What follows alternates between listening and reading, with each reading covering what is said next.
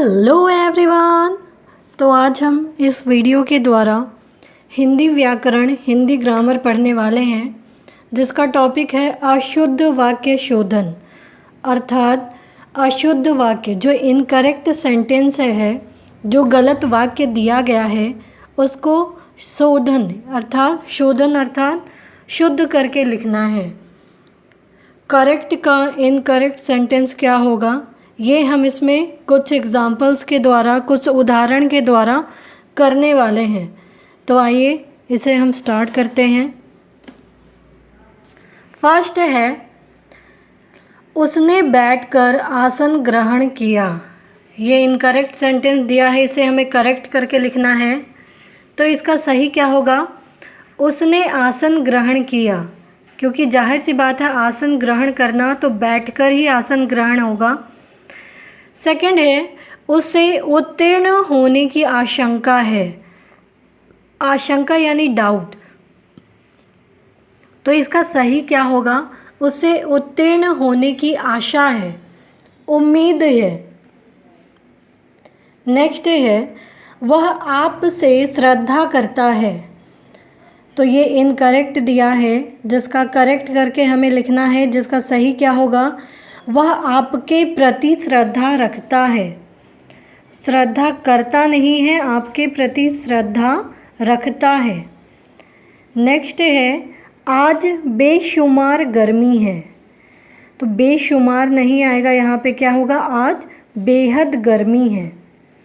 Next है, उसकी आयु तिथि क्या है। तो आयु तिथि नहीं होता है, उसकी जन्म तिथि क्या है ये हम लोग कहते हैं, ना कि आयु तिथि क्या है ये कहते हैं। तो कभी भी पूछा जाए तो हमेशा पूछा जाता है कि जन्म तिथि क्या है, कभी भी ऐसे नहीं पूछा जाता है कि आयु तिथि क्या है। नेक्स्ट है, वह समय का अच्छा सदुपयोग करता है। ये इनकरेक्ट दिया है। तो वह समय का अच्छा सदुपयोग, अच्छा और सदुपयोग दोनों एक साथ नहीं हो सकता, क्योंकि सदुपयोग का मतलब ही है उपयोग करना अच्छी तरीके से। तो वह समय का सदुपयोग करता है, ये हमें लिखना पड़ेगा। नेक्स्ट है, लोकसभा के अधिकांश सदस्य अनुपस्थित थे। तो इसका सही आंसर क्या होगा, लोकसभा के अधिकतर सदस्य अनुपस्थित थे, न कि अधिकांश सदस्य। नेक्स्ट है, कामपाल सबसे श्रेष्ठतम छात्र है। तो इसका सही क्या होगा, सबसे और श्रेष्ठतम दोनों एक साथ कभी नहीं आते हैं। तो इसका सही आंसर होगा, कामपाल श्रेष्ठतम छात्र है। नेक्स्ट है, वह गांधी कैप टोपी पहने हैं। तो कैप और टोपी दोनों का अर्थ एक ही होता है।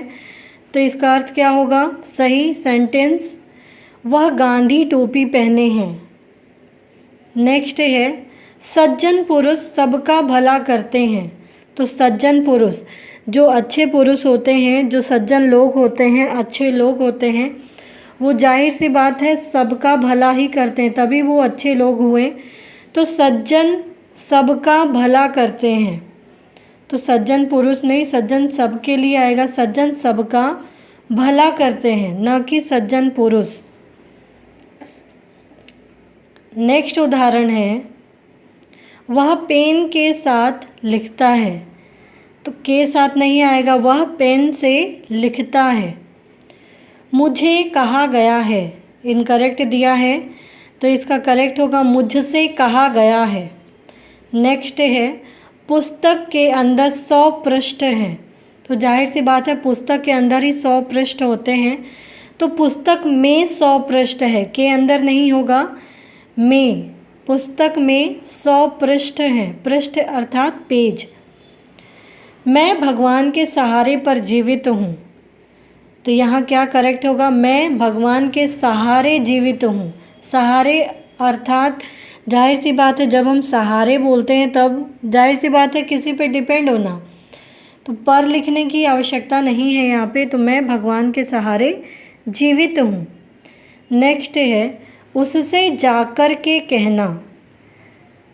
तो इसका करेक्ट क्या होगा, उससे जाकर कहना।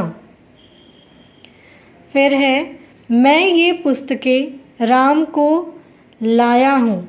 तो जाहिर सी बात है ऐसा सेंटेंस हम लोग कभी भी प्रयोग नहीं करते हैं कि मैं ये पुस्तकें राम को लाया हूँ। राम को नहीं, बल्कि यहाँ क्या होगा, मैं ये पुस्तकें राम के लिए लाया हूँ। यहाँ को की जगह के लिए आएगा।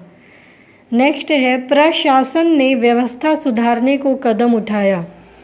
तो इसका करेक्ट क्या होगा, प्रशासन ने व्यवस्था सुधारने के लिए कदम उठाया। प्रशासन ने व्यवस्था सुधारने के लिए कदम उठाया।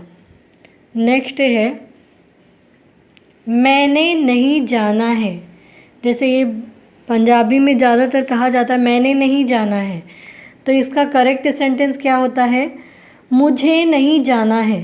जैसे हम लोग आम बोलचाल की भाषा में बहुत सारे इनकरेक्ट सेंटेंस अशुद्ध वाक्य का प्रयोग करते हैं, तो जानकारी हमें होनी चाहिए कि शुद्ध रूप किस प्रकार से बोला जाता है। नेक्स्ट लिखा है लल्लू पपीता खाया। तो इसका सही क्या होगा, लल्लू ने पपीता खाया। नेक्स्ट है नरेश खाना खाया। जैसे यहाँ था लल्लू पपीता खाया, वैसे ही लल्लू ने आया, वैसे ही यहाँ भी नरेश खाना खाया। सही क्या होगा, नरेश ने खाना खाया। यहाँ 2 बार खाया लिखा है, एक इनकरेक्ट है, यहाँ पे खाया आएगा। फिर है 3 घटना घटित हुई। 3 घटना है तो क्या होगा, 3 घटनाएं घटित हुई। यहाँ पे घटना की जगह घटनाएं होगा। फिर है अच्छे लड़का झूठ नहीं बोलते। तो इसका करेक्ट सेंटेंस क्या होगा, अच्छे लड़के झूठ नहीं बोलते। अच्छे लड़का नहीं, अच्छे लड़के झूठ नहीं बोलते। नेक्स्ट है उसने मीठी दही खाई। तो इसका करेक्ट क्या होगा, उसने मीठा दही खाया। फिर है हाथी जाती है। तो यहाँ करेक्ट क्या होगा, हाथी जाता है।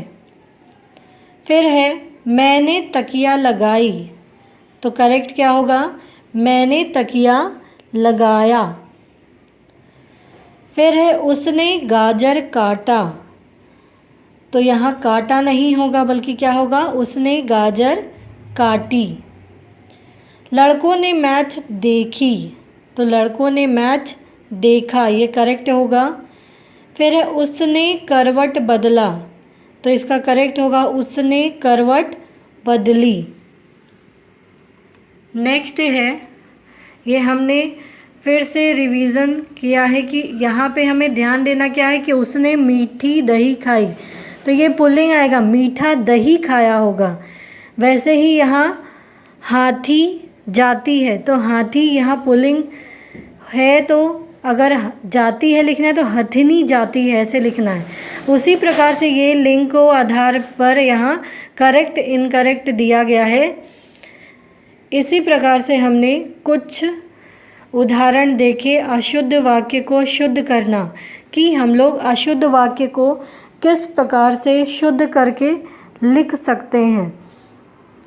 जितना ज़्यादा आप व्याकरण के टॉपिक्स को जितना ज़्यादा आप प्रैक्टिस करेंगे, ये चीज़ें आपको उतना ज़्यादा क्लियर होते जाएंगे। अगर आप एक बार पढ़ना छोड़ दोगे तो वो फिर आप भूल जाओगे। तो प्रैक्टिस करने के लिए, रिवाइज करने के लिए हमेशा अभ्यास करते रहना चाहिए। जितना ज़्यादा अभ्यास करेंगे उतना ज़्यादा चीज़ें हमें समझ में आएंगी, चीज़ें क्लियर होंगी, और जो भी डाउट है वो खुद ब खुद धीरे धीरे क्लियर होते जाएंगे। लेकिन उसके लिए सबसे पहले अभ्यास करना ज़रूरी है कि किस प्रकार से कहाँ कहाँ अशुद्ध वाक्य बनते हैं, किस प्रकार से हमें उसे करेक्ट करना है।